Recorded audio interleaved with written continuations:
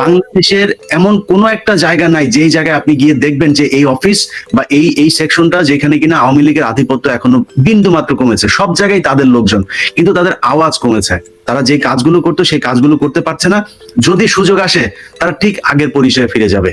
তো আমি আমার আলোচনা, এই রাজনৈতিক ভবিষ্যৎটা কি দেখেন, মানে কোন দিকে যাচ্ছে বাংলাদেশ যদি এরকম চলতে থাকে, এটা যদি এরকম চলতে থাকে, হ্যাঁ আমরা বিজয় এনেছি। ধরেন পিনাকিদা একজন হিন্দু মানুষ, পিনাকিদার মানে যে চিন্তা ভাবনা, ওনাকে নিয়ে আমাকে অনেকেই কোশ্চেন করে যে ভাই, আমি ওপেনলি বলছি যে ভাই উনি তো আসলে হিন্দু মানুষ, উনি কি রয়্যাল লোকজন কিনা এই সেই। আমি বলছি দেখেন ভাই, উনি রয়্যাল লোক কিনা এটা আপনার জানার দরকার নাই। উনি যে কাজগুলো করছে এই কাজগুলো করাবে না।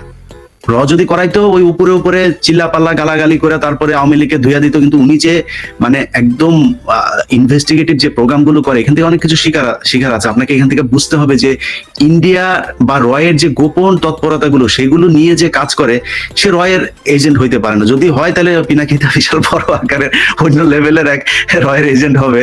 সেটা পর্যন্ত আমরা এখনো চিন্তার বাইরে আর কি। ওইটা ডাইমেনশন ঠিক নাই। পিনাকিদা মনস্তাত্ত্বিক ভাবে এবং তার গবেষণার মাধ্যমে যেভাবে কাজ করেছেন, এবং না এটা আমি শেষ করে দিচ্ছি যে পিনাকিদা যেই কাজগুলো করে, পিনাকিদাকে নিয়ে ওই চিন্তা করার কোনো সুযোগ নাই। কিন্তু যারা আজকে বাংলাদেশ স্বাধীন করে তারপরে সেই 71 সালের আপনার 72 সালে আওয়ামী লীগ যেভাবে এসে ক্ষমতায় বসেছে, এরকম অনেকে এখন চেষ্টা করছে যে ডক্টর ইউনূসকে ভাঙিয়ে যদি একটু সুযোগ সুবিধা নেওয়া যায়, যেটা মাহমুদুর রহমান ভাই বলেছেন যে অনেক দিন থাকতে হবে, 10 বছর থাকতে হবে, কোনো রাজনীতি চলবে না। এরকম কিছু মানুষ আছে। ডক্টর মোহাম্মদ ইউনূসও কিন্তু কোনোদিন বলে নাই যে সে মানে আজন্মকাল সে ক্ষমতায় থাকবে, অনেকদিন ক্ষমতায়, সেরকম কিছু বলে। সে বলেছে একটা সংস্কার করবে তারপর চলে যাবে তারা। কিন্তু তারা চাচ্ছে এখন সেই মানুষগুলো কি, সেই মানুষগুলোর চিন্তা ভাবনা হচ্ছে কর্নেল তাহেরের মতো, বাংলাদেশকে একটা সেকুলার রাষ্ট্র করতে হবে। ভারত যে প্রেসক্রিপশন দেয় সেই প্রেসক্রিপশন অনুযায়ী অন্য কারোর মাধ্যমে, এটা শেখ হাসিনার মাধ্যমে তো পুরোপুরি করা যায় না, অন্য কারোর মাধ্যমে সেটা করা যাবে, করা সম্ভব। এবং এরা দেখবেন এই যে সামনে পাঠ্যপুস্তক নিয়ে যে আলোচনা আসবে, এই আলোচনায় তারা ভেটো দেবে। জাতীয় সঙ্গীত পরিবর্তন নিয়ে যে কথা হচ্ছে সেটাতেও কিন্তু তারা ভেটো দিচ্ছে এখন।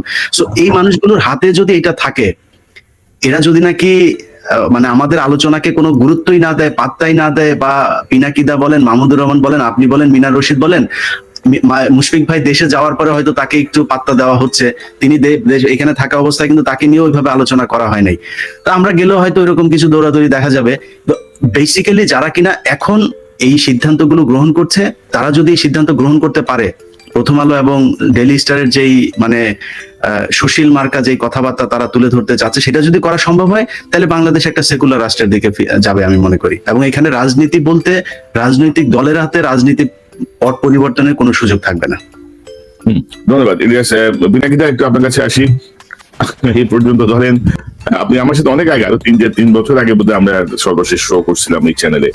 তো কিভাবে দেখেন, মানে আপনি নিজেও তো আসলে ধরেন কথা বলতে যে অনেক রকমের আক্রমণের শিকার হয়েছেন, অনেক রকমের ভার্সন আপনাকে নিয়ে করা হয়েছে, তারপর আপনি চালিয়ে গেছেন। এবং আপনার যেই এত ফ্রান্সের যে ব্যস্ত জীবন, তার মধ্যে যেই মানে পড়াশোনা করে তথ্য দিয়ে, তথ্য উপাত্ত বিশ্লেষণ দিয়ে যে তুলে ধরা, তো তাতে আপনি এর মধ্যে বেশ কিছু ইঙ্গিত দিয়েছেন আপনার অনুষ্ঠানগুলোয় বাংলাদেশের রাজনৈতিক ভবিষ্যৎ নিয়ে। আমরা আরেকটু স্পেসিফিক আপনার কাছে শুনতে চাই যে বাংলাদেশের ফ্যাসিবাদ কখনো ফিরে আসবে না, নাম্বার 1।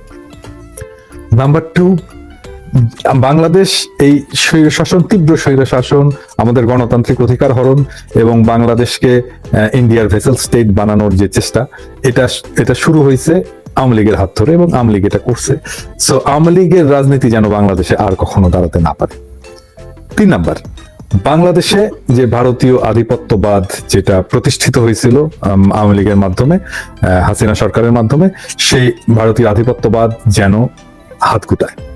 আমরা যেন আমাদের মর্যাদা নিয়ে আমাদের স্বাধীনতা, সার্বভৌমত্বকে রক্ষা করতে পারি এবং জাতীয় মর্যাদাকে যেন আমরা ঊর্ধ্বে তুলে ধরতে পারি।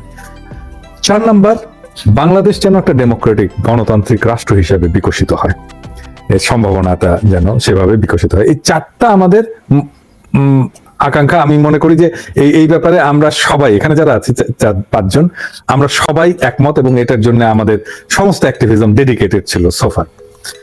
তো তারপরে একটা বিপ্লব হলো। এই বিপ্লবটা যে হয়ে যাবে, এটা আমি যতই বলি যে আমি অনেক আশা দেখাইছি, মানুষজন আমাকে বলতো যে আপনি তো প্রত্যেকদিন হাসিনাটা ফেলায় দেন। আমি দেখাইছি এটা, কিন্তু স্টিল এটা এখন আমার কাছে স্বপ্নের মতো যে এটা সম্ভব হয়েছে।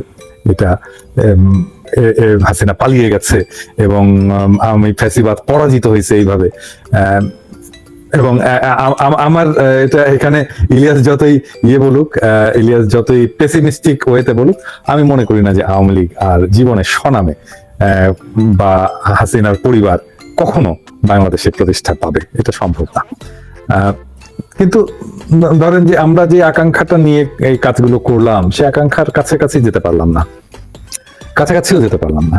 মানে আমরা বলি এক কথা, হয় আর এক কথা। আমরা বলি বিপ্লব, সরকার বিপ্লবী হলো না। মাহমুদ ভাই যেটা বললেন যে আমি এটা খুব সহজ ইয়েতে বলছিলাম যে বিপ্লব যদি ব্যর্থ হতো তাহলে কার কার কল্লা যেত এই সরকার? কয়েকজনের যেত, ছাত্র নেতাদের যেত অবশ্যই, আসিফ নজরুলের যেত কারণ উনি মাঠে নামছিলেন, শুভ্র ভাই আর প্রফেসর ইউনূসকে জেলে পাঠানো হতো। এই কয়েকজন, 5জন ছাড়া, 6জন ছাড়া এই সরকারের আর কারো কিছু হতো না, যেমন ছিল তেমনই থাকতো। এখনো বাংলাদেশে ভালো করে টকশো করতেন, এটা করতেন, সেটা করতেন, যাতায়াত করতেন, কোনো সমস্যা হতো না, দেশ ছাড়তে হতো না, কিছু হতো না। তো তার মানে এই সরকারে যদি হাসিনার থ্রেট বা বিপ্লব ব্যর্থ হলে এদের কারোই কোনো ক্ষতি হতো না। তো সেই জন্য আমি মনে করি যে যারা বিপ্লব ব্যর্থ হলে যাদের কোনো ক্ষতি হতো না, তাদের কি আদৌ এই সরকারে একটা পজিশন নেওয়াটা নৈতিক ভাবে সঠিক হয়েছে? উনি যে আসলেন, সরকারে আসলেন, বসলেন, তাহলে এই যে এত রক্তপাত, এত কান্না, এত অশ্রু, এইটার প্রতি কি উনি জাস্টিস করতে পারবেন? যারা আছেন, আমরা বাদ দিলাম মানে প্রফেসর ইউনূস ডাকছেন অথবা যেভাবে হোক ছাত্র ডাকছে বা কিভাবে হয়েছে আমি জানি না, কিভাবে সিলেকশন হয়েছে আমি জানি না, কিন্তু ওনারা যে আছেন, ওনাদের কি উচিত হয়েছে যে এই পজিশনটা নেওয়ার? উচিত হয়নি নৈতিকভাবে, এটা কিন্তু মরালি রাইট না। আবার আরেকটা জিনিস দেখেন, মানে আমি শুধু মরালি রাইটের কথাই বলতে চাই না, আমি আরেকটা জিনিস দেখেন যে কোনো ইনস্টিটিউটের একটা শক্তি থাকে। মানে ধরেন কনক স্যারের চ্যানেলের একটা শক্তি আছে, ইলিয়াসের চ্যানেলের একটা শক্তি আছে, এটা একটা ইনস্টিটিউট হিসেবে দাঁড়ায় গেছে, তাই না? এত সাবস্ক্রাইবার, ইভেন আমার চ্যানেলেরও একটা শক্তি আছে, যে কোনো ইনস্টিটিউটের একটা শক্তি আছে। হ্যাঁ, আমি এটা চ্যানেল দিয়েই বোঝাই। ধরেন কনক, আপনার সাবস্ক্রাইবার কত এখন? এই 9 কাছাকাছি, 9 লাখের কাছাকাছি, 9 লাখ সাবস্ক্রাইবার। তো এইটা কিন্তু আপনার চ্যানেলের একটা অর্গানিক একটা শক্তি। মানে কনক সার্ভার বাদ দিলেও আপনার চ্যানেলের একটা অর্গানিক শক্তি হচ্ছে 9 লাখ সাবস্ক্রাইবার আছে, যার কাছে আপনি চ্যানেলে যাই তোলেন না কেন, আপ করেন না কেন, একটা নোটিফিকেশন যাবে এবং তাদেরকে দেখার জন্য ইউটিউব নিজের তরফ থেকেই তাদেরকে বলবে যে আসো এখানে দেখো, তোমার এই চ্যানেলে নতুন কন্টেন্ট আপ হয়েছে, তাই না? এটা কিন্তু চ্যানেলের একটা অর্গানিক শক্তি। হ্যাঁ, বাট এইটার সাথে কনক সারোয়ার একজন ফিগার হিসেবে তার শক্তিতে যুক্ত হয়ে এই কনক সারোয়ার চ্যানেলের যে ওভারঅল ইনফ্লুয়েন্স সেটা তৈরি হয়, তাই না? আমার চ্যানেলও তাই, ইলিয়াসের চ্যানেলও তাই। তো রাষ্ট্রেরও সেরকম একটা শক্তি থাকে, অর্গানিক শক্তি। রাষ্ট্রের আমলাতন্ত্র থাকে, তার ব্যুরোক্রেসি থাকে, তার প্রশাসন থাকে, তার ইনস্টিটিউট গুলো থাকে, এগুলো সবগুলো মিলেই শক্তি। এটার পাশাপাশি যখন রাষ্ট্রের শাসক বা রাষ্ট্রের নেতার শক্তিটা যুক্ত হয়, তখন তার ওভারঅল ইনফ্লুয়েন্সটা তৈরি হয়। এখন ধরেন আমি যদি বলি, আমি কারো নাম ধরে বলতে চাই না, ধরেন আমি বললাম যে পররাষ্ট্র উপদেষ্টা। হ্যাঁ, পররাষ্ট্র উপদেষ্টা পলিটিক্যালি কতখানি ইম্পর্টেন্ট? 0, 0। মানে পলিটিক্যালি ওনার ইনফ্লুয়েন্স কি? মানে উনি যদি পররাষ্ট্র উপদেষ্টা না হতেন, উনি যদি রাস্তায় দাঁড়াইতেন, ওনার কাছে এসে কয়জন কথা বলতেন? কারা যেত? হ্যাঁ, বা উনি যদি ডাকতেন যে আসেন আমরা আজকে রাজপথে নামবো, আমরা আজকে এইটার ব্যাপারে আমি প্রতিবাদ করব, এই যে ইন্ডিয়া ছেড়ে দিয়েছে, মানে উনি উপদেষ্টা না কিন্তু উনি একজন পার্সন, ইন্ডিয়া ছেড়ে দিয়েছে, আজকে আসেন আমরা আজকে প্রতিবাদ করব, বন্যা হয়েছে প্রতিবাদ করবো, উনি উপদেষ্টা না, কয়জন লোক আসতো ওনার ডাকে? তো এটাই তো ওনার পলিটিক্যাল ইনফ্লুয়েন্স। তাহলে ওনার পলিটিক্যাল ইনফ্লুয়েন্স কি শূন্য?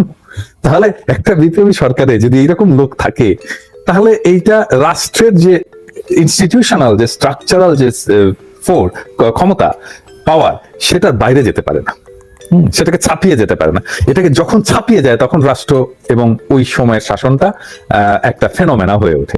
আমরা যদি এটা এর ক্ষেত্রে দেখি, ধরেন আমরা যদি জিয়াউর রহমানের ক্ষেত্রে দেখি, জিয়াউর রহমান যখন আসলেন, ক্ষমতায় আসলেন, একটা রাষ্ট্র ছিল, কিন্তু জিয়াউর রহমান তার পার্সোনাল কারিশমাটাকে এমন একটা জায়গায় নিয়ে গেলেন যে উনি এই রাষ্ট্র ছাপিয়ে উনি একটা ব্যাপক একটা প্রভাব সৃষ্টি করতে পারলেন, তাই না? তো সেই জিনিসটা যখন হলো না, তাহলে এই বিপ্লবটা রিডিউসড হয়ে যায়। মানে বিপ্লবের লোক নাই রাষ্ট্রের মধ্যে, রাষ্ট্র ক্ষমতার মধ্যে, এবং